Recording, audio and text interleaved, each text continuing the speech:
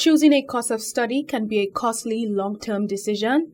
The government now wants citizens to consider not only their interests, but also whether their chosen profession is needed within St. Lucia's labor market. As Minister of Education, that was one of the issues I raised very early with my technocrats, because we do have that situation in St. Lucia. There is a reason why we have a government priority list.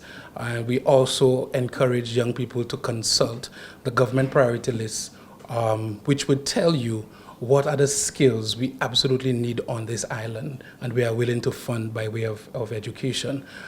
So that list would tell you that we don't need lawyers, specifically in St. Lucia. We have so many lawyers. So if you, as an individual, decide on your own that you're going to study law, it's because you're betting on yourself to be better than the already saturated market of lawyers in St. Lucia. The Education Minister raised the issue during Monday's pre-cabinet briefing.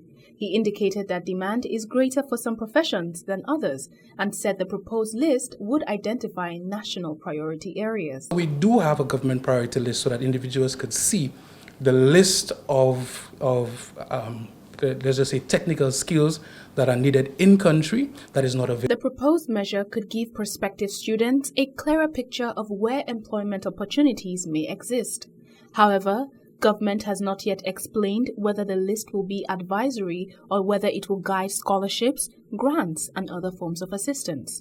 The fact of the matter is, you do want individuals to study what they believe is within their purview to study and their skills being harnessed and that sort of thing. As a minister, my duty is to ensure that there's a more equitable space on a global market for our skills that are coming back in St. Lucia. So creating that symbiotic relationship with some of the biggest companies, the biggest organizations, the global funds, to ensure that when young people come back in St. Lucia and they do have a degree in a particular skill, that they don't look at only St. Lucia as being a possible place for them to work, but they can get some form of employment somewhere in the region as opposed to coming back with a degree and sitting home and being unemployed. More information is expected on the priority professions, how frequently the list will be updated, and what support will be available to citizens who pursue them. I'm Christabel Obi reporting for Hot 7 TV News.